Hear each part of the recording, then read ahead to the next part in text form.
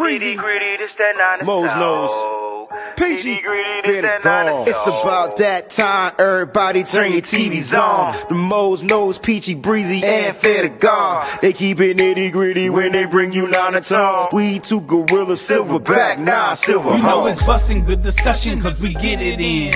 Every time you know we grinding, I was 8 to 10. We always play to win. The faithful going hard. It's WayneBreezie, Peachy, Mo's Nose, and Fear to God. Let's get it. Nitty gritty, this the line is tall. Don't like it, better take a walk. Nitty gritty, this the line is tall. We outline players up in chalk. Nitty gritty, this the line is tall. Don't like it, better take a walk. Nitty gritty, this the line is tall. Line is tall. Nitty gritty, this the line is tall. Welcome to the Nitty Gritty Niners Talk Show. What's going on, 49er faithful? It's your host, WayneBreezie, Crystal Peachy B in the building. The Nitty Gritty crew is here Monday night live, where we're going to bring you the gritty for the 49ers. Peachy, what's going on? How has your Monday been holding down? This Monday was not so bad, I guess. It just sucks, as we're going to get into for 49ers, of course, but my Monday was okay. I actually didn't really have a manic Monday. It was just kind of just a Monday. So that was good. So not a manic Monday. Not a manic Monday. That's good. It's good not to have manic Mondays. I mean, you might have terrible Tuesdays, but manic Mondays are good when you can go to work. Knock on wood because of that. Because you know, my job, there's no telling, so we can't do that. We can't. Then you put have that a in wacky the Wednesday, a thunderous Thursday. You know, and a freaky Friday. Every Friday's freaky, you know. Sure It's good to have you here, Peachy. It's good to see you. It's good to talk 49ers football with you. 49ers throwback first in the chat. He's going to get the air horns for that. Says, thanks for tuning in, faithful. Make sure you smash that like button. I used to have a smash sound. There it is. Smash that like button and subscribe. Happy Monday. He said he beat you this time too, Peachy. Yes, Boats he did. is in the building. Tanya's in the Tanya, I gotta ask you a question. Why are you not subscribed to my channel? You subscribe to everything else in the world except for this channel. I mean, you subscribe to everything else for me. You just don't like my YouTube. I got it. It's say less. You don't like the YouTube, say less. But thank you for being here. Thought it would be cool to put you on blast for one time. All right. Tanya's in the building. Nigel's in the building. What's going on, bro? Saying hello to everybody. Eddie G and the B-Dogs. I know this show may be manic because we have to try to walk the faithful off the ledge. A lot of faithful feel like this is a repeat of that 2020 season coming off the Super Bowl. So, Peachy, I'm going to shout out everybody. I'm going to put them up here, the members. I'm going to give them some love. But I want to know how you feel about that. Like, are you leaning toward that? Oh man. So it was really crazy because this morning at work, I had to talk some 49er players off the ledge. And then we get the news this afternoon. And then I felt like that somebody needs to talk me back on the ledge, because I think I might be coming off the ledge too. I'm not, though. It's not because I'm being optimistic. I am just, they're not super duper serious injuries. That 2020 season was crucial. But you're always, okay, Breezy, but for anyone who doesn't know or that gets the wrong impression, Breezy is probably like the most optimistic 49er fan out there. He always tries to find a way to put a positive spin on anything. So I know a lot of people think, you know, that he's like rough and disgruntled and whatever, but he is very, very positive when it comes to this squad. And I'm the one that's like negative Nancy, and he's like, well, wait a minute, let's look at, you know, this or whatever and all that stuff. So I just had to say that because it is the honest to God truth. You know why? You ever see that movie Vantage Point with Quaid, Dennis Quaid? Yeah. Mm-hmm. Not Randy. Randy was the funny brother. Dennis Quaid, right? Yeah, Dennis, yeah. And that movie had different vantage points of how the shooting happened. and every different vantage point like had like a different interpretation. So right. that movie messed me up. So my point is, I feel like there's several vantage points and outlooks on how you can look at the thing. Yeah. So look, the Niners got a lot of injuries, and the only optimistic thing I could say is football.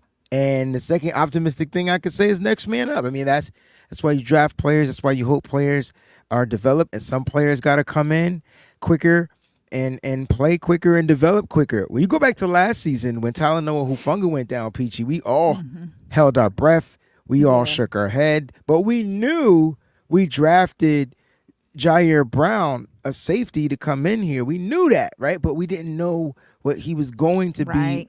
That's true. The moment he came in, and he turned out to work out. So maybe the Niners are getting a little bit better when it comes to drafting players that are a little bit more developed and that could come into a system and work, And so it just sucks. I also have to give you your flowers on this as well, on Jair Brown, because while a lot of people were I like the kid. Doubtful and a little nervous about, and you said, now he's a ball hawk.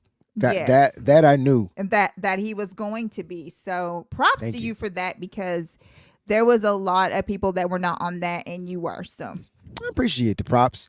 Yeah, but you know what happened? You want to know how I stumbled onto Jair Brown? It was the Brisker kid, Jaquan Brisk, the other kid. The year before, they got drafted by the Bears. I wish we could have got both of them mother truckers, bro. Man, we would have had a Penn State secondary with the safeties, but it was because of him. And I knew he was going to be a problem. And so I happened to stumble across Jair Brown like a year early. So I'm like, oh, this kid's available. Oh, the Niners need to get him. He's a ball hawk. They work perfect together. Jaquan as the strong safety, him as the free safety, and then they were interchangeable. So like Penn State, they be developing some players. Bowman. You remember Bowman? I remember Bowman. Bowman was the man. Penn State has some monsters coming out of there. Oh yeah. I had a funny story about Bowman. Where did I go? And I saw Bowman, and he remembered me. And when they got off the plane, I had on a Michigan hat, and we played that weekend. It was Penn State versus Michigan. It was one of the road trips. I just can't remember where it was. So he remembered me from an event, and then he saw the Michigan hat, and he was pissed. Like he was shouting out his Nittany Lions. We bust their ass that Saturday too. I remember that. And he didn't show up to the party neither. But yeah, man, Bowman is a cool dude. Real cool dude. But listen, Mose and Fair couldn't be here. They had other obligations on this evening, but they will be a part of the Nitty Gritty Niners show as we continue to move forward. But we wanted to make sure that we continue to bring you your monthly show every single Monday. We moved the time slot back a little bit so that we all had an opportunity to be here, including myself. I hated missing the show, and so we're here, man, and we're gonna give it to you raw. So since we're talking about, let's start off with some good news. We'll get to the bad news as far as these injuries, but congratulations to the Odom family on their newborn baby girl. Congratulations. He was not at practice today. So for those that asked, he wasn't at practice today. Do you think this he didn't look bad in the game? He looked a little lost at times. I'm sorry I got caught like I see it. But he wasn't bad. Now that the jitters are out, because now his baby girl is here, he'll be back. What type of Odom you think we'll see in the second preseason game? Oh, I think we're gonna see a just energized Odom. I think he's gonna be, you know what I'm saying? Oh yeah. Yes, definitely. He's probably losing sleep. Wondering like when it was going to happen. Right. Was he going to be available? You have something else on your mind, like preoccupied. So now that, baby girl's here and she's doing great and everything's great, he can just give his all to the energy. And I think he's definitely going to be energized. 100%. I'm happy for the family. Can't wait to see George Odom back there, starting safety. for the 49ers this week against the New Orleans Saints at home in Santa Clara. So that's going to be cool, just to see him back out there on the football field with his new little baby girl, daddy, baby girl strength. I think he's going to come out there a little different, get a pick for his baby girl. You know what I mean? Absolutely. So congratulations to George Odom. Other 49ers news. 49ers earlier today waived wide receiver Frank Darby due to an injury. And then they signed wide receiver Robbie Chosen, a.k.a. Chosen Anderson, a.k.a. Robbie Anderson. I wanted to make sure I got all three of his government names correct now that he's a 49er.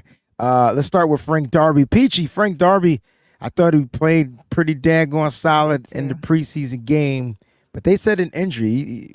What do you think this injury is all about? I don't know. It sounds kind of mysterious to me. I'm not exactly sure what's up. I am hopeful that he will come back to the practice squad maybe, or just come back, period, because anytime I get my hopes up for someone, that's what happens. And I really had my hopes for him because I thought he was really good and I was excited about seeing more. So of course, he gets waived because, I start getting excited about another player. So you and me both. Yes. You and me both. And, you see number 3 out there on the football field, you like, oh, shoot, McLeod is back. And then you realize that wasn't McLeod. Right. Catching contested passes, tough to bring down, And the second pass that he couldn't wheel in out of bounds, that was probably even a better catch than the first one where he got 33 yards from it. But, here's my take on the wide receivers. I don't want people to panic.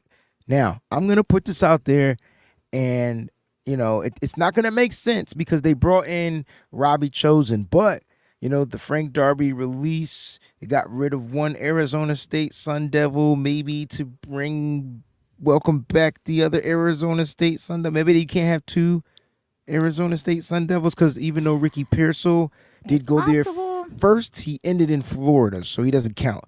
I don't know. It's just my little twist on it. I'm still keeping my fingers crossed that he'll be back because I really liked what I saw. I also thought that it was hilarious how these people that were covering the game, these announcers, kept messing up these names, and it's like, you don't know who number 3 is? Like, what do because they called him McLeod. That's what I'm saying. Like, I mean, come on, Peachy. A lot of people didn't know who number 3 was. Let's just keep it. Let's keep it a buck. but the people that are doing, they should have a call sheet. They should know everyone that's out there because it didn't mess up any Titans people. It was all 49ers well, people. I mean, the Titans, that's the Titans crew, though. So you're not going to expect for them to mess up the people that they know, they see every day, right? So you got to be fair. They just brought in Frank Darby. They're not paying attention to the 49ers, so I get if they make the mistakes. They were NFL Network people, though. It doesn't matter. It doesn't matter. It doesn't matter. It's like my point is, they weren't the NFL Network people were the Titans. The NFL Network aired the game in Tennessee, so that it was Titans people kind of like covering the game. Like, you know what I'm saying? They were messing up. I feel like, that sheet we got, that unofficial depth chart sheet, which is messed up. What if they got that version, the non-updated version where it doesn't have Frank Darby on the list? That is possible. I forgot about that. Which sucks because I had to go to the sheet a couple times. Like, you know what I mean? But I remember Frank Darby wearing number 3, and I was like, oh, that's Frank. That's not, right. Ray. Right. Speaking of numbers, Robbie Chosen is wearing number 7. So he's sharing number 7 with Mooney Ward.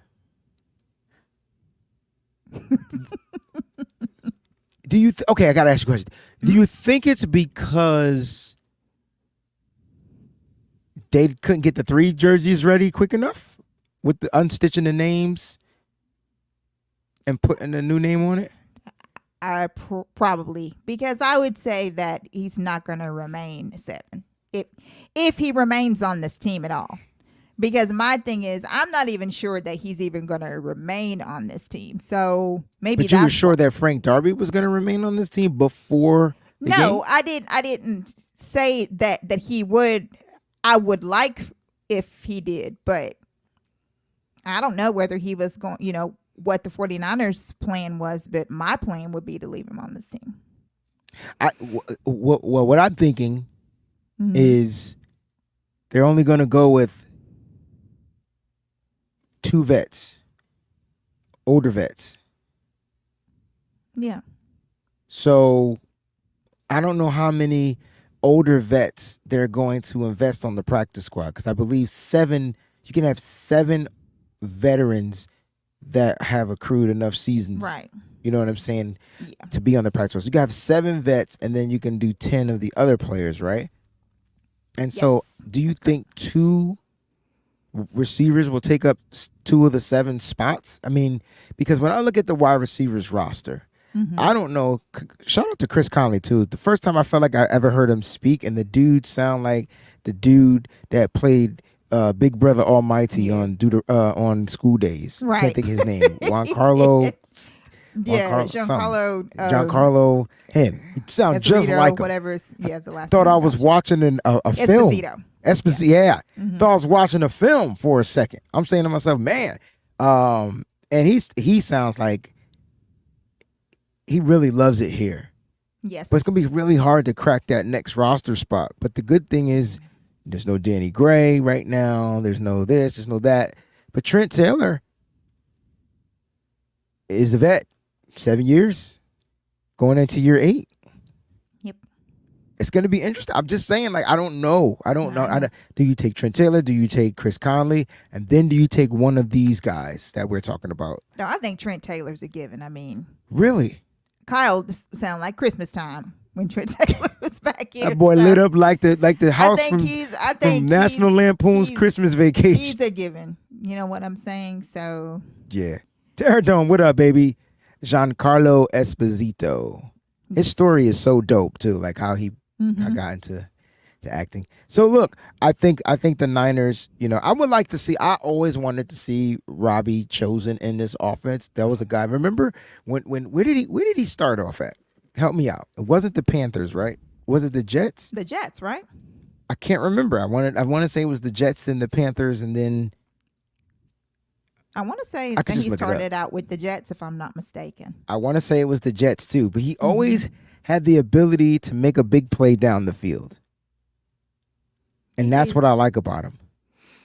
Like, I feel like he's bought in for right now to replace Jacob Cowing for right now. Right. Yeah. Like you said. And then, Peachy, they'll get the film on him, and then they'll try to see. He played on a lot of teams. Golly. But he started out with the Jets? You were right. It was the Jets. Okay. Then it was Carolina. And then it was Arizona. Yeah, and then he finished with Miami. He finished with Miami. So to take a look at his stats, he's the most productive free agent wide receiver the 49ers brought in. You're going to have to kind of compare him to what Chris Conley has done, but he has more stats. This dude has 5,082 yards on 379 receptions. This dude averaged 13.4, and he has per reception with 30 touchdowns. He's responsible for 211 first downs. Like, I don't know why people saying he washed up. I mean, he was on a team in Miami with, at that time, they had Jalen Waddle, Tyreek Hill, OBJ, and then him. So it was a depth, and I think they had somebody else.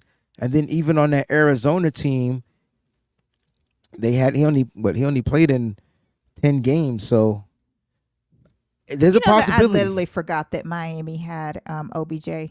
I forgot too. Literally forgot that. That's the point. Because my fantasy draft that I had last night, I'm trying to remember if I even saw his name on there. Oh. OBJ's name? I don't remember seeing his name on there. I don't even know. I'm sure he was on there. What team is OBJ on now? But where did he go? I don't even know where he went. The Ravens? No, that was his last team, right? Yeah, that was the one before But Miami. but But anyway, yeah. I think Robbie Chosen, I was about to say Anderson. I think Robbie Chosen can give the 49ers some good deep threat action down the field. We talk about he has like Danny Gray speed, but he has a great catch radius. And I think between you have him and Chris Conley on this roster, that could be kind of scary, right? Like you got two vets that know how to get open, that could get down the field, that can catch the ball. Yeah. I like it. They said he's on the Dolphins now. I didn't know he was still on the Dolphins. Well, he's not on the Dolphins, but the last team I didn't know he went to the Dolphins. Oh, OBJ went to the Dolphins. So OBJ wasn't on the Dolphins when Robbie Anderson was there. OBJ was on the Ravens. Okay. So now they have OBJ, the Dolphins. Gotcha. Thank you, guys. Appreciate you. Good Lord. OBJ, Waddle, Tyreek Hill. Speed. Dear Lord. Need for speed. Yes. Need for speed. The joint practices have been canceled, and the reason being, I think we're all starting to understand why. Let's get to some of these injuries. Ambry Thomas, broken hand. I believe he has to have surgery. He's having surgery, this upcoming Thursday. I don't remember Kyle discussing how long he would be out, but it feels like the more concerning of the two injuries, Kalia Davis has like this knee injury that came out of nowhere, some buildup on the back of his knee, has to get that surgically repaired, and he's going to miss the first half of the season.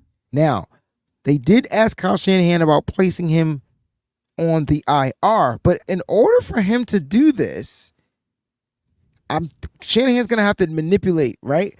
Do you put him on he has to put him on IR. He can't put him on the PUP now, I don't think. So he can't put him on IR now. Nope. How does this work? He has to make the roster first, and then he can put him on IR. So he's going to take up a roster spot. Oh yeah, and then be designated to the IR. Miss the first half of the season. Yep. And then potentially come back and be deaf. Now let me just I love what Kalia Davis, in my opinion, did in this game. I was just watching the film. Me too, yeah. I thought, I don't care if he was against the twos, the threes, it didn't matter. He's finding ways to penetrate the offensive line and find himself getting the backfield, and succession means a lot. Like it doesn't matter who you do it against, but when you get a taste of what it's like, that's when you kind of start building your days, right? You building those reps. You start to say to yourself, okay, this is muscle memory. I could use this move. If it doesn't work on the next person, I'll try something different. I know a lot of people are down on him, but I thought Kalia Davis played one of, it was definitely his best performance, even though he's gotten a sack in a real game that actually mattered. But I thought this was one of his best performances that we've seen. Now, the injury situation with him is a little weird because he came into the league injured, Peachy. Like he came in, they drafted him. He went on the NFI list before the season started and missed the whole first season. Came back last year, got his sack, missed the rest of the season. Yep. What are your thoughts on my man, Kalia Davis? Because I really think this kid can be a part of the 49ers' future. And I do as well. Like we said, he'll make the 53, and then he'll go on IR. And then whenever he's ready, then he'll, ready to go, then he'll be able to help us out later on in the season. That's what we're hoping for. We're hoping that we get that depth because we're going to need it. We're going to need it. But you know what's cool? We haven't seen, Lou, what's going on, baby? We have not seen I feel like we haven't seen our starting interior yet. So we haven't seen Hargrave. We haven't seen Malik Collins. We haven't seen Jordan Elliott. But we saw what our depth looked like. T.Y. McGill, Kevin Givens. These are guys that are going to come in and rotate. Yep. And so I think they're losing probably their best rotative piece for the first half of the season, in my opinion. No, you're absolutely right. I agree with that. Was definitely a blow that I did definitely, I'm sure me and everybody else, of course, you and everybody else did not see that coming. No. Not at all. But we have all that depth for a reason, and we're just gonna have to keep on going, just like we do with any other position. It really just made me kind of sad because I really did feel like that this was his moment, and I felt like that this was gonna be his season, where he was gonna really show what he was made of and everything like that. But he's starting off, on the IR, and he'll help us later on in the season, So Yeah. try to go from there. It's unfortunate, man. Listen, to all our injured 49er players, man, we wish you nothing but a speedy recovery. Absolutely. Ambry praying for Thomas, all of you. Kalia Davis, they're undergoing surgery. We know Spencer Burford's dealing with a broken hand. We talked about Kyle Shanahan was asked about John Feliciano. He's day-to-day with a knee injury. They asked about Jake Brendo. He's still recovering. It's when Kyle Shanahan talked about there being a lot of injuries, there literally are a lot of injuries, a lot of little dinged up injuries. So it's going to be interesting to see how the 49ers, I do believe that they'll be healthy by the season start. I don't think that these injuries are that severe, not even the hamstring injuries. I believe the majority of the injuries, if they're not required to have surgery, I think they'll be good at while the season starts. We do know that Drake Jackson is out for the season with his knee injury, and so the depth is starting to be depleted. Like the depth is starting to get depleted, the high end depth that we thought we had. So we'll see what happens when it comes to the 49ers and who they're going to add. Are they going to work out any other defensive tackles this week? So we'll see what happens. There's a lot of teams that are putting their already waiving a lot of people. I think Carolina, if I'm not mistaken, they've almost got their roster. They were one of the first ones that have done it. So, the 49ers, it's a possibility because they could be just, waiting to see, around the league kind of what's out there. 100% PG. And work out people. Absolutely. You're 100% correct on that. Kyle Shanahan lives on the waiver wire. Yes, He's a he great does. fantasy football. Sleeps on the waiver wire. Sleeps on the waiver wire. Speaking of fantasy football, listen, make sure you guys check out the Fantasy Football Show. What's Your Fantasy with us, myself, Peachy, and we do a really good job at breaking down fantasy football. For those that don't even understand fantasy football, you can ask your questions in the comment section. We will reply to those.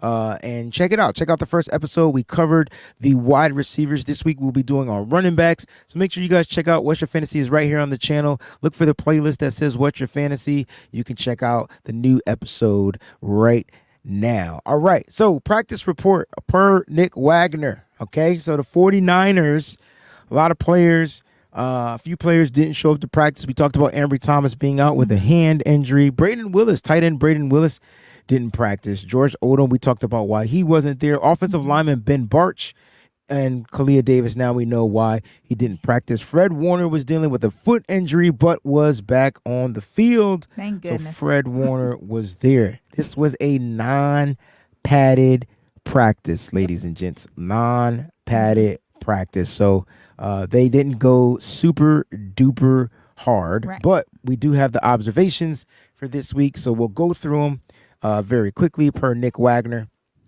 It says Kyle Shanahan rested the 2s and 3s from team drills. They're still recovering from the game. So this was a practice mainly for the 1s when it came to the team drills. We talked about the players that did not practice. He says players who were out previously and did not practice today. Brandon Ayuk with the hold, and Ricky Pearsall didn't practice with the shoulder injury. Isaac Yiadom did not practice. He's dealing with an ankle injury. Kyle Shanahan said he may be out for 2 weeks.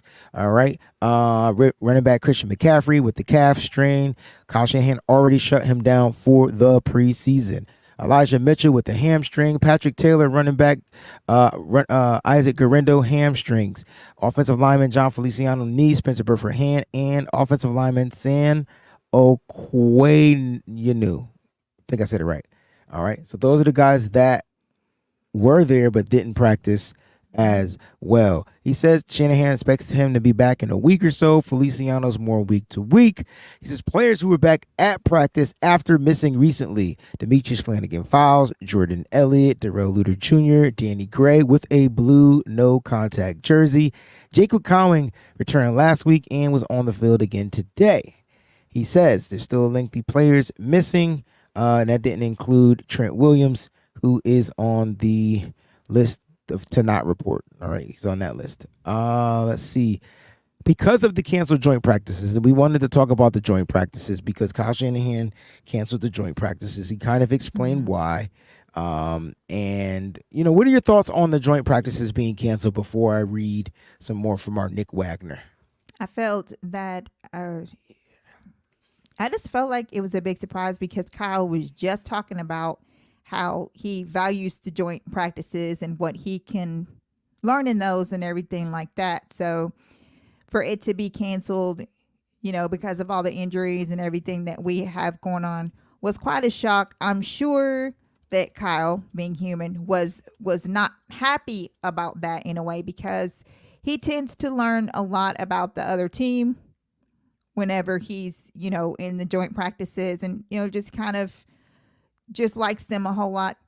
But he definitely made the smart decision, especially with all the injuries that have mounted, to not have them. So yeah, I mean, look, some people are with it. Boat said he's not tripping over the joint practices getting canceled. I'm not tripping. Right. But I really think the Niners need them. And the reason why I say that is because they need to go up against somebody that's not on their team. It's one thing to practice against your offense defensively and your defense offensively. That's one thing. But you start to kind of learn their tendencies because you're seeing them every day. And the joint practices gave a really good break in that monotony. And then the Niners were able to either really go out there and compete, you know what I'm saying, against guys who were competing. And so with the joint practices, you're going to get guys that are going to go extra hard, but that's football. If players get hurt, they get hurt. You can't save players from getting hurt because if you don't practice, they can get hurt when they step onto the football field. Yeah. Literally step on the field to get hurt, right? And so you got to keep the practices going.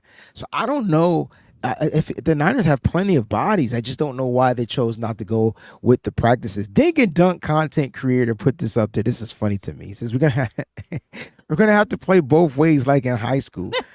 I'm trying to figure out in high school how we were able to do that, but in college, it's rare, and in the NFL, it's extra rare. You got to be super special to go both ways. Pause.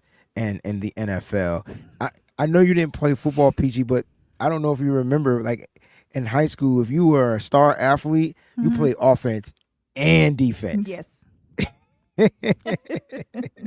That's a funny one, Dink and Dunk. Thanks for that comment. I appreciate you. Hey, Sin, every time you come into the show, we're just ending. And so we don't get a chance to say hello, but you came in right on time, baby girl. Yeah.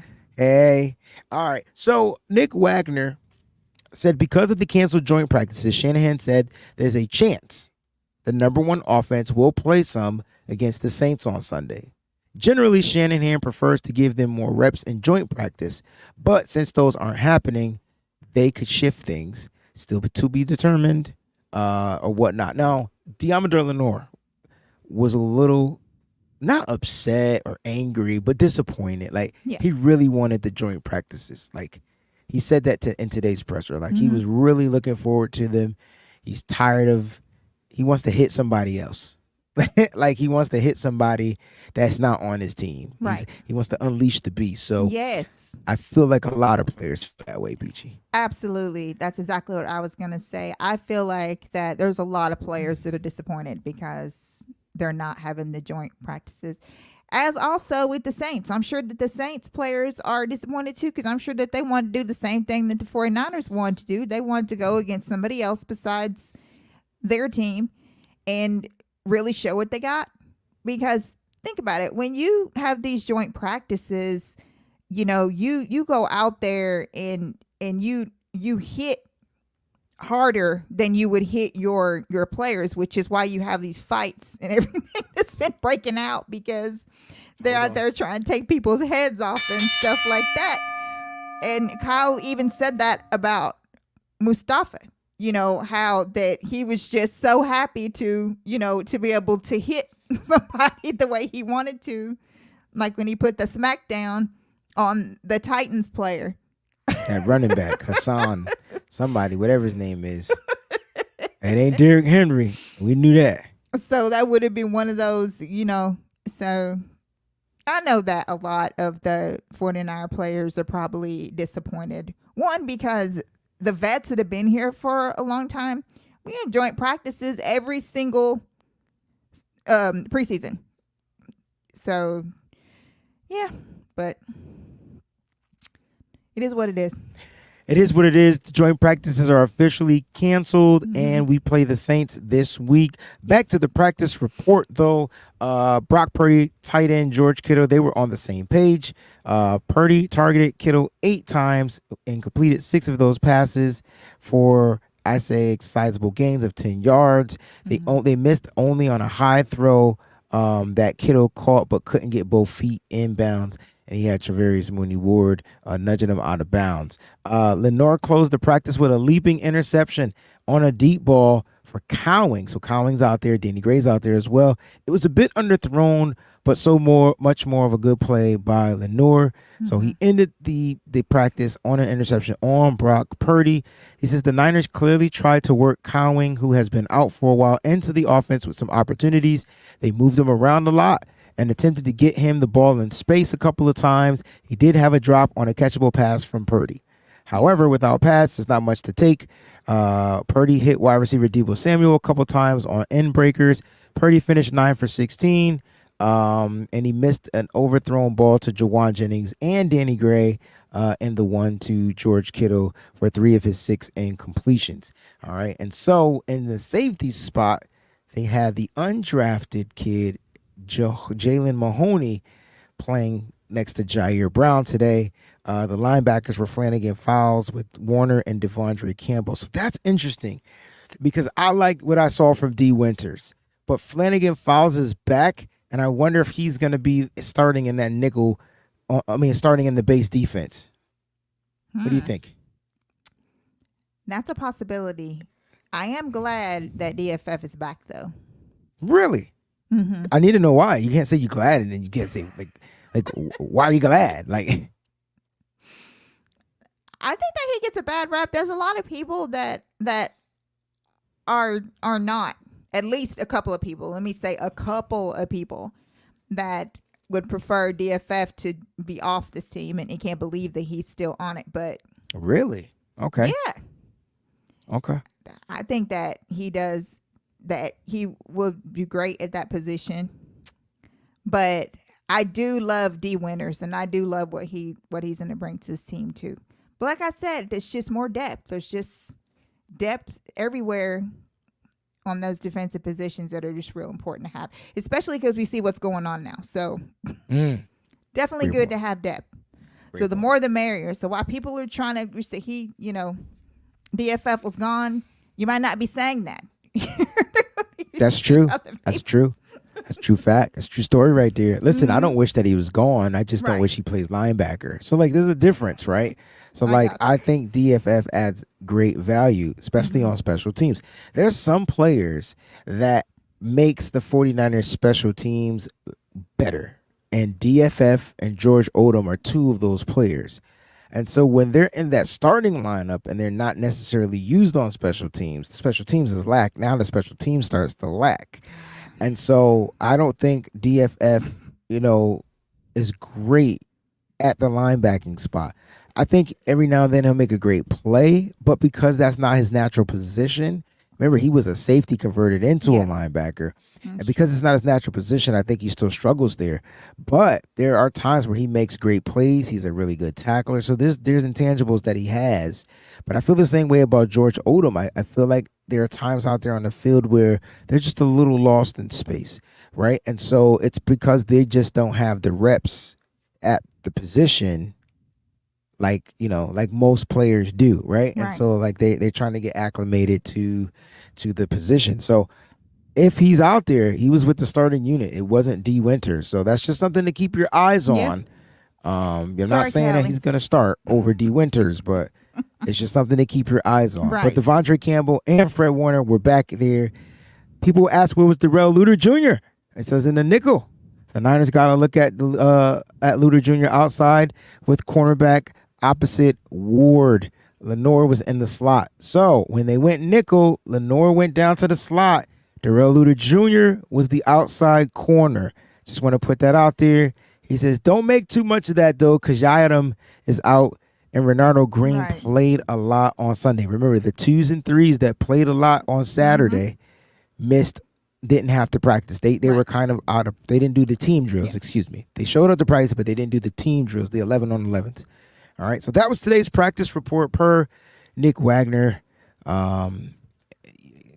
So What do it's you- possible that D Winters, because he played He on played a lot. Saturday, He played a lot. He played a whole lot played on Saturday. Did he play a whole lot?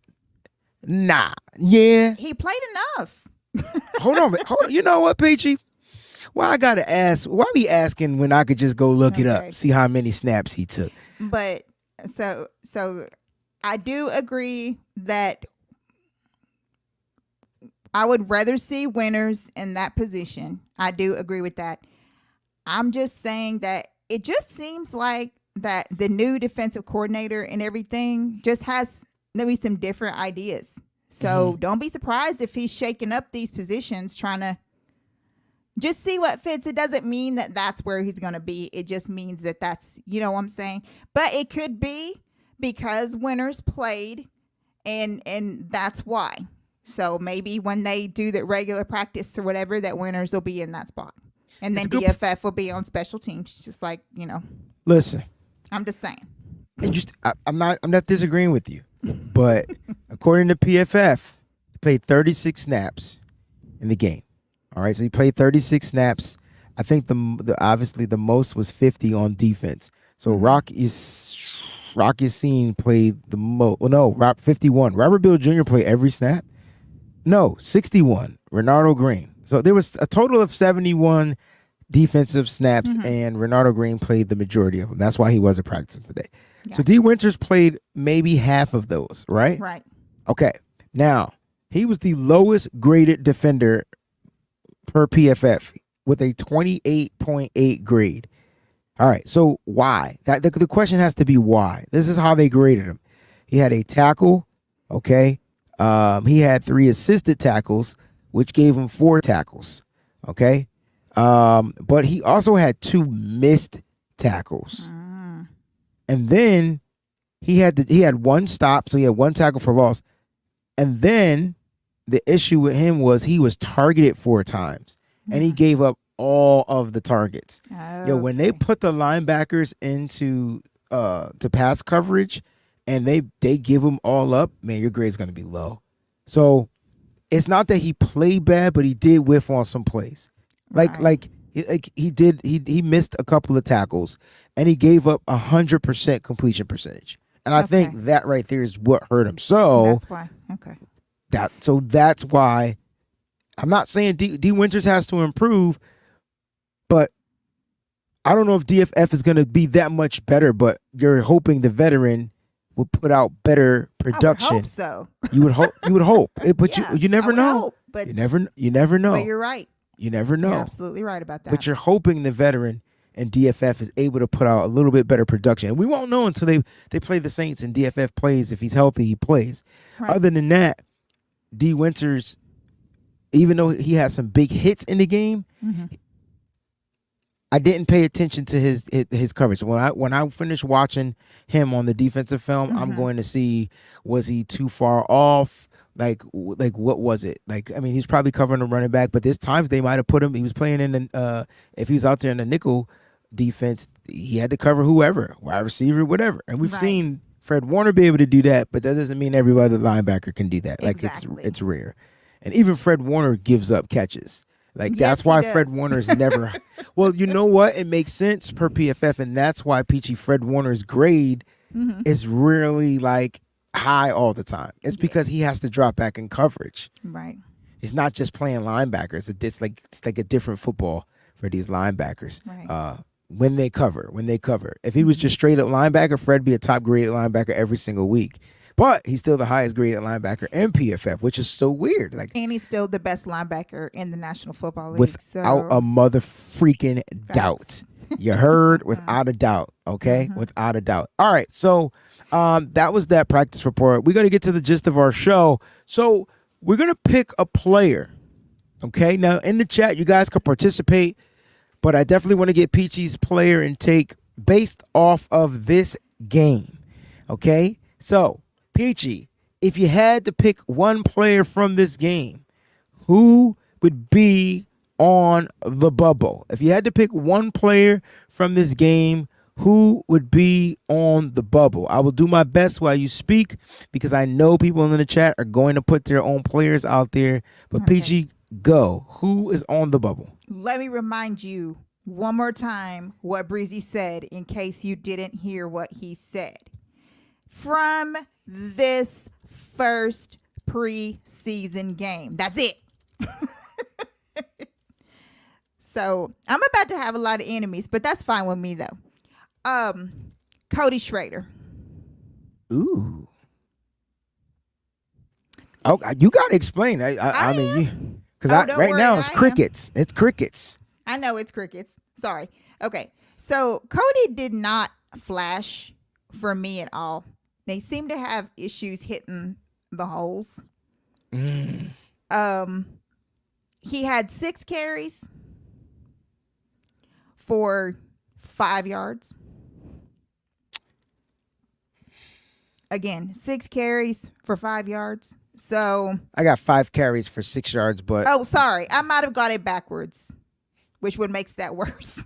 Yeah, it's 1 point. Yeah, Sorry. it's 1.2 yards per carry. I'm sorry. But yes.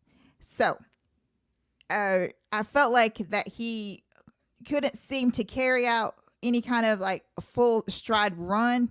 And he was playing against backups at that point. And I really just felt like that he did not flash the way that I thought that he would when he got out there. And I'm not trying to compare him to Mason. I'm not trying to compare him to anyone. You know, I'm not trying to do that. I'm just saying, if I was just watching the game and just sitting there watching it like I was, and I see this running back come out there and I watch him, he just did not flash. And like I said, when hitting the holes, the vision seemed it just seemed like that he just didn't have any vision. Like it was just nothing. There's nothing flash for me about Cody Schrader. I didn't finish watching his snaps, so I can't really attest to what I saw out there on the football field. But I got to play devil's advocate just a little bit, just what I expect you to do it with me when I give you my player. So with Cody Schrader, you said he was in there going against the second team. So that means he had third, fourth string offensive linemen too. So I'm not sure if the run game wasn't efficient all the way around. I know what we saw from Jordan Mason was a little different. Cody Schrader's snaps, all of his snaps were outside zone runs, and I don't think that's his strength. Okay. I felt like he's an inside power guy, and they should have utilized the runs the same way they were doing Jordan Mason. And when Matt Breida came in the game, they should have went more outside zone. It's so weird. Gotcha. I felt like they did it backwards, and it could have been because they were testing the guys. I don't know. I'm just giving you a little theory of what I think. Because Matt Breida had 3 inside, 3 outside. So and for those that don't understand outside zone because you're new to football or whatever out there, outside zones when you're running outside the tackles, and then inside the power gap scheme or whatever you want to call it, power runs when you're running right up the between the guards, right? And so those big guys are pushing for you and pulling for you, and so it's just weird how they utilized him. I don't think he could ever get going, but I do want to see what it looked like with the offensive line out there. I thought the offensive line overall played well, but more in the pass protection game. So I'm not mad that you picked him. It's interesting because it should be hard, PG, for Cody Schrader to make this roster. Like, it really should be hard for him to make this roster. Why? He was an undrafted free agent. Now, I know Jordan Mason made it, but apparently they look a little different. Now, I do got to talk about pass blocking. And I think for me, between the two running backs, and trust me, it was bad.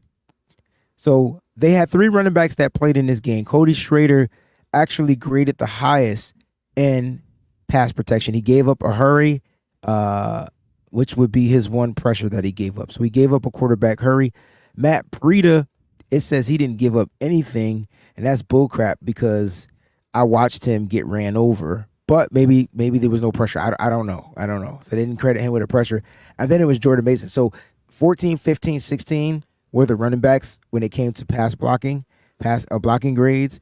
And that's crazy. It was Cody Schrader higher than Breida higher than Jordan Mason. So I just wanted to put that out there. So the grades were low, 24.6, 23.8, and 16.2 for Jordan Mason. Now, not to shoot my boy Jordan Mason in the foot, but that first play of the game, Jordan Mason looked at that like he was like on a delay. And so it was I don't know if it was they hiked the ball. I'm watching it right here. They hiked the ball. You know what? Let's have some fun. I'm sitting here watching this, Peachy. And they hiked the ball. And I'm like, well, what in the freak? Like, Jordan Mason got there late. And he didn't pick up the block. And I'm like, oh, that's why the throw was rushed. And the pressure was there. And Ronnie Bell, I guess they called it an incomplete pass to Ronnie Bell. And I'm like, how is he supposed to catch that? All right. So we'll watch it from all the angles. This is what the All-22 looks like. For those, you're going to get a little All-22 here. But I'm going to break this down on the Patreon this week. All right. So you can see right there, it was a delay blitz from the linebacker. And Jordan Mason, I don't know if he could block him or what, but that to me was the bad block, like that right there. So let's see if I can slow it down for everybody out there so that they can kind of see what I'm seeing. Media playback. How do I slow down? Speed. Let's go a little slower. And so you're going to see the ball hiked by Nick Zakelj right there. And then you see 56. Jordan Mason is the other way, which is fine because he has to fake the handoff. But I feel like Mason doesn't know his assignment here. Okay? And he's supposed to pick up if there's a guy blitzing on the outside, which there isn't, or the inside blitz. Like, that's his job. Like, he has to get him. And you can see, he sees him, and he's like, oh, shoot. How can I get to him? And he misses. See it? Yep. And there's the pressure. There's the bad throw. And that was the first play of the game. And so I'm like, oh, man, they blitzing on the first play of the game. And I'm like, dang, like, it just looked like a really good blitz. But then I go back and watch, and this is why I watched the film. I was like, oh, man, Jordan Mason kind of whiffed on that one. So it wasn't even for Bell. So that was just No, it was for him.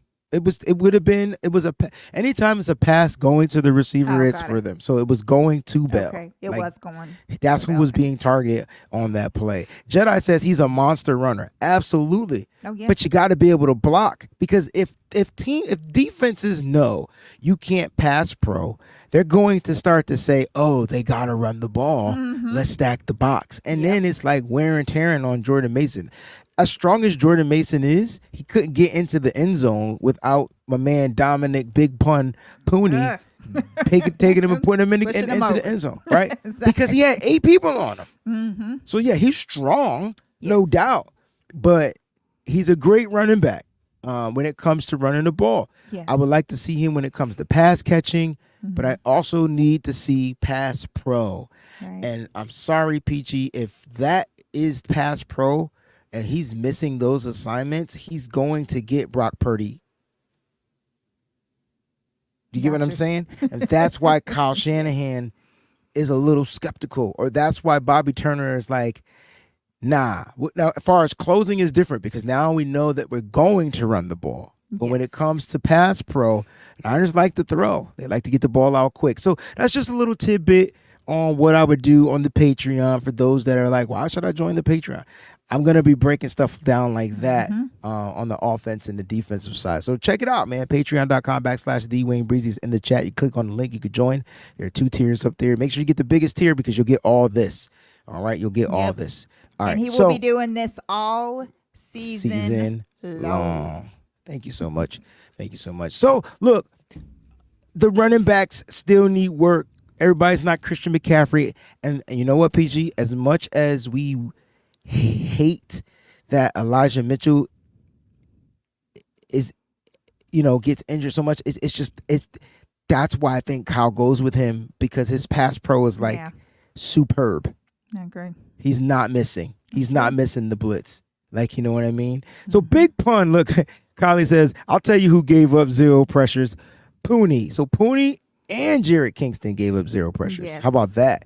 How about that? Mark that. The 2 49er offensive linemen draft picks in the 2024 draft and all of their snaps gave up 0 pressures. 0. Let that sink in for you. 1 second. All right. So Peachy went with Cody Schrader.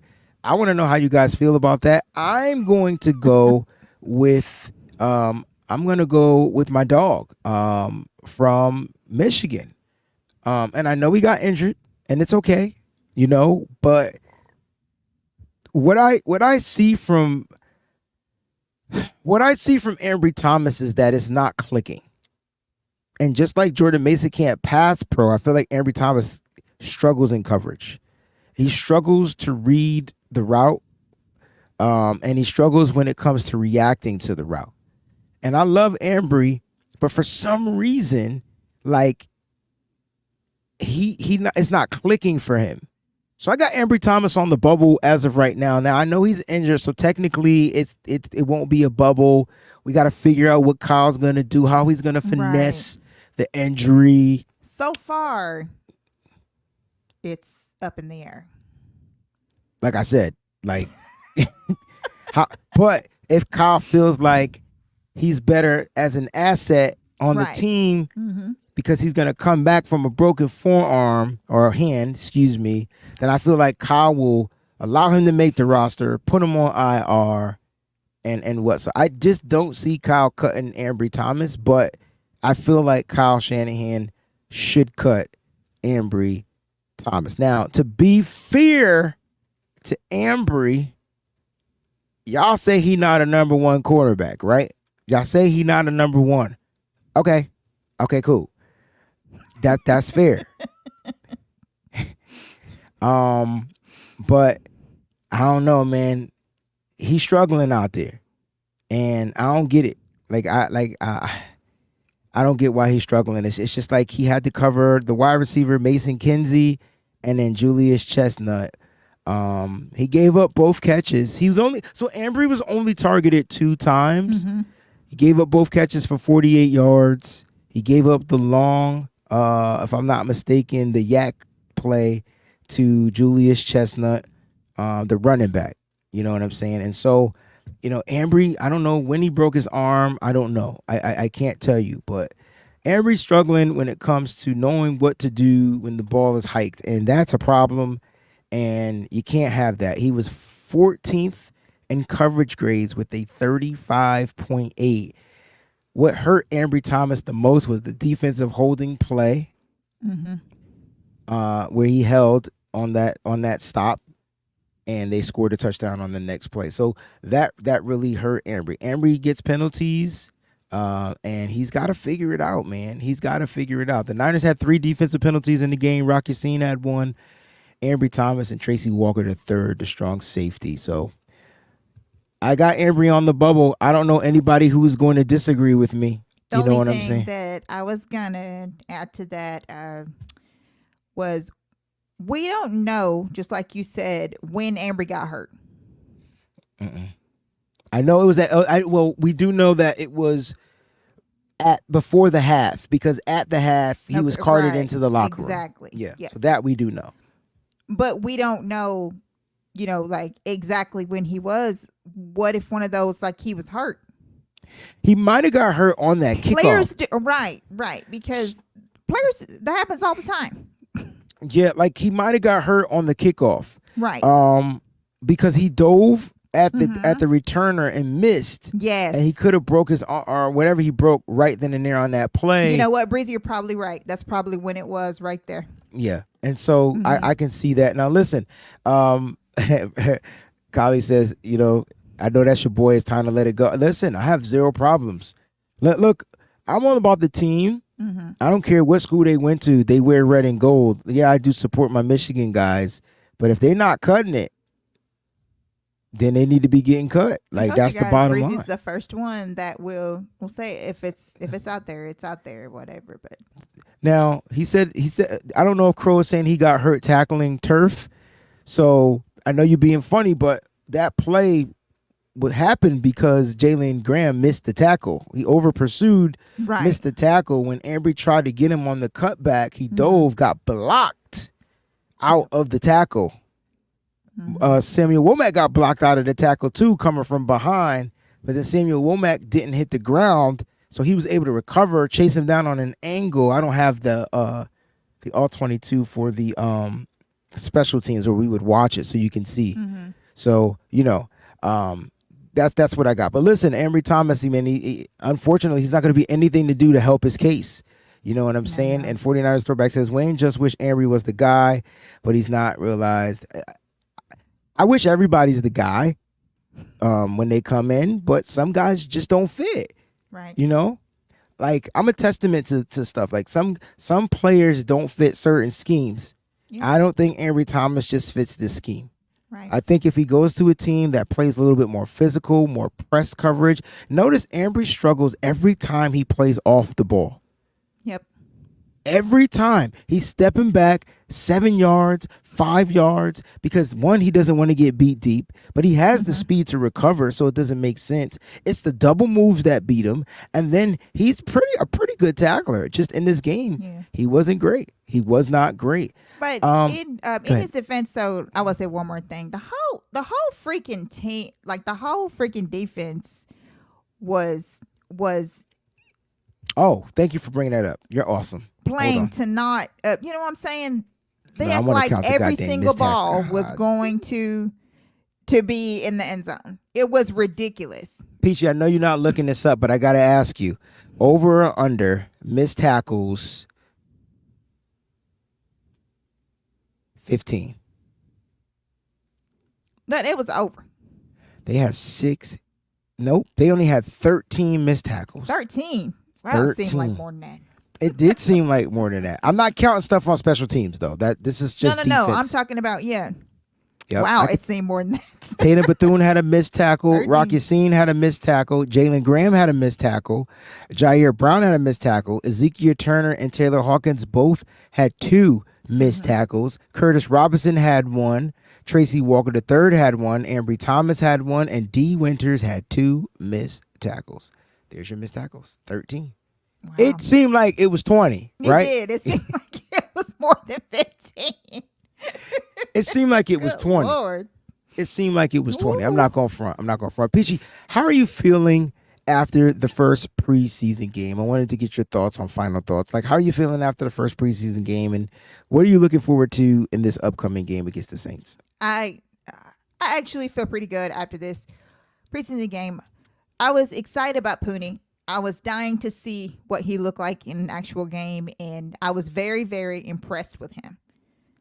I think he's going to do great in that right guard spot, and I'm very, very excited for that because Ryan knows I love my O-line. So when my O-line looks good, then it puts me in a great mood.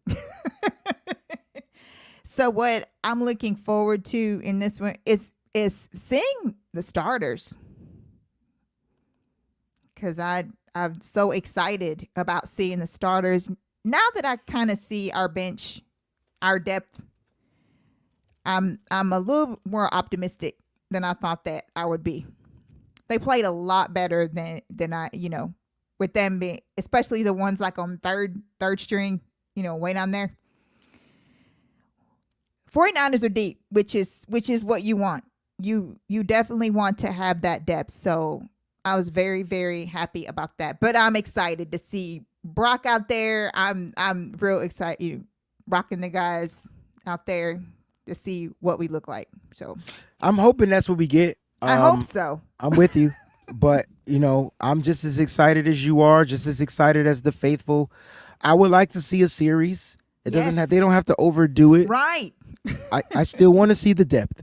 Like, you know what I mean? Mm-hmm. And so I'm all for it. You know what I mean? So I'm with you, Peachy. I think, the 49ers showed us what our depth would look like, which gives me a breath of fresh air because when the starters are out there, you're hoping not get the same mistakes. You're hoping to get better execution, better finishing on the plays. Mm-hmm. But when you see some of the players on the depth, right, the whole purpose is which of them are going to make that final 53. Yes. You know what I'm saying? And so that right there is what's critical because now when the Niners make that decision, those players, I feel like if there's a situation like last year with injury or anything, they could come in and fill that void. And I think the Niners, that's what they're doing. It's iron sharpened iron, and they're literally trying to continue to breed champion after champion. And, for the Niners, man, if it wasn't for Dre Greenlaw's injury, this linebacking core would be I don't know if they would have added Devondre Campbell,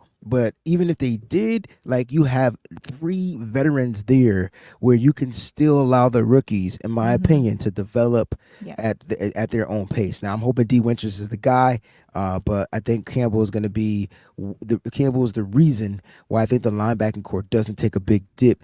You know what I'm saying? So, final thoughts. I'm with you, Peachy. I hope those starters play. I hope we get to see the starters play a series or two. I want to see Jalen Moore out there with Brock Purdy, because that would make me feel, what's the word, satiated. I would feel comfortable if he's able to protect Brock Purdy with Trent Williams being not in the building. Which I hope doesn't last for too much longer. I also will say, shout out to quarterback number 2 and 3, no matter what order it goes in. We have a really, really interesting depth at quarterback. I'm very, very excited about that as well. That's a good spinoff off of Fernando 49ers Throwbacks comment. He says, I realize we definitely need Brock Purdy, and without him, we're going to struggle to win football games. Brandon Allen and Dobbs can't do it. And Peachy came out and said that you were actually... I feel a lot more confident and stronger, and even the media feels like that our quarterback room is pretty decent. I feel like that both guys did pretty well. I mean, Brandon Allen was out there with the Titans starting defense. So, because remember, they played their starters to start out that game. So he handled himself pretty good. Josh Dobbs is just exciting. He's always been exciting me, even back to Tennessee, the Vols. He was exciting then too, and I'm happy that he's here. I think he's gonna bring a burst of energy when we may need some kind of special package or something. I'm sure that Kyle and the coaching staff have some fun things in store for him for this season. We hope that Brock stays upright, of course, for every solitary game. All I'm saying is that it's football. Things happen. And it's good to know that our quarterback room is strong. I think our quarterback room is really strong. Interesting you said that. My theoretical self has a theory about the quarterback situation. I wouldn't be surprised, depending on how things shape up for the rest of the remainder of the preseason. One of those 2 quarterbacks may get traded. Tanner Mordecai may end up emerging to that 3rd quarterback. I just wait to see what happens. Got it. Oh, yeah. Because if Brandon Allen continues to trend up and Josh Dobbs is an NFL journeyman, he continues to trend up, and the team needs a quarterback, the Niners just got them some good draft capital. You know what I'm saying? That's an excellent point. The last thing that I wanted to say is I want to thank everyone for tuning in. You guys have always been fantastic. somebody had a comment out there about somebody that they felt like should be on the bubble. I can't remember who it was now. I'm sorry about that. But we appreciate all of your comments that you left out there about the show. You guys are great, and you guys are the reason why this show even happens. So if I'm not mistaken, to answer your question, I believe, JP, what's going on, baby? I believe it was Samuel Womack III. Womack, that's who it was. That they had on the bubble. And I'm trying to look for the comment. I thought Womack played pretty decent, in my opinion. He's definitely a special teams ace. But I don't, it was all about Ronaldo Green, who I thought was just around the ball, didn't play particularly too well, but they also weren't targeted a lot. So, like, the Niners cornerback room is solid. It's probably the best it's ever been. You got a couple of weak links. I really think the weakest link, like last year, the weakest link was Isaiah Oliver. Like this year, the weakest link may just be Ambry Thomas, but he's hurt. So you kind of got to like excuse him and move on to the next weakest link that's out there competing. Like, you know what I'm saying? So we'll see what happens when it comes down to that. But I think with Samuel Womack III, it was the person that they said. So I'm hoping you get something out of him. Womack. That's who it was. I was trying to remember who it was. We have a lot to be excited about. I feel like that. Appreciate you, big bro. I'm literally just excited about, like you said, just seeing our starters, Brock and the starters for just a series is good enough. Like you can just put them out there. Just one series works for me. Iron out the kinks. Yes.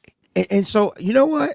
Am I wrong? And I'm asking you, am I wrong for expecting them to go down and drive and score a touchdown? Because I just watched Brandon Allen, Jordan Mason, that's what I'm saying, offensive line, like score a touchdown. Oh, I 100% expect a touchdown. Right? So I'm expecting it, right? I'm sure Kyle does too. Okay. I just was curious if I'm wrong. You know what I'm saying? Crow says, I just want to get Trent in the building. I just need Trent in Santa Clara. He don't even got to show up to the building. Just get him to California. Santa Clara, get him preferably. Out of Texas. He's been in Texas long. Get him out of Houston. Yeah. Get the big fella out of Houston. Let's get down here. Let's get somewhere in the vicinity of Santa Clara ASAP. Well, ladies and gentlemen, thank y'all so much for tuning in to Nitty Gritty Niners Talk. We're your hosts, Breezy and Peachy. We thank y'all so much for tuning in.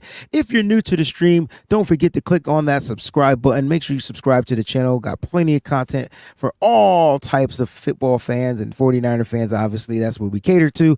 Also, if you did not like this joint, hit that like button on your way out or hit it right now as we're talking. We'll see you back here next Monday, 9 p.m. Eastern Standard Time. So just put it on your calendar because we're going to be here, baby. You know, it's crazy. On the Monday Night Football game, we'll be here doing a pre-show and an overreaction show. That's going to be interesting. We definitely will. And fantasy's about to kick off, so be sure that you do not miss the What's Your Fantasy episodes. You can find them, like Breezy said, on the channel under the playlist of What's Your Fantasy. And so be sure that you check that out because we do break down a lot of fantasy on there, a lot more than others do. We're very, very thorough. So be sure and check it out. It's not a long show, but it's very thorough. And it's very informational. So make sure you check it out. And comical. We have to bring the comic relief to the show. Guys, till the next time we out here, man, make sure y'all keep it nitty gritty all day, every day. Peace. Hey. Breezy, gritty, this that nine Mo's nose. Peachy, it's about that time. Everybody turn your TVs on. The Mo's nose, Peachy, Breezy, and Fair to God. They keep it nitty gritty when they bring you nine to talk. We two gorilla, silverback, nah, silver. You know it's busting the discussion cause we get it in. Every time, you know we grinding, I was 8 to 10. We always play to win. The faithful going hard. It's WayneBreezie, Peachy, Mo's nose, and Fair to God. Let's get it. Nitty gritty, this the Niners talk. Don't like it, better take a walk. Nitty gritty, this the Niners talk. We outline players up in chalk. Nitty gritty, this the Niners talk. Don't like it, better take a walk. Nitty gritty, this the Niners talk. Niners talk. Nitty gritty, this the Niners talk.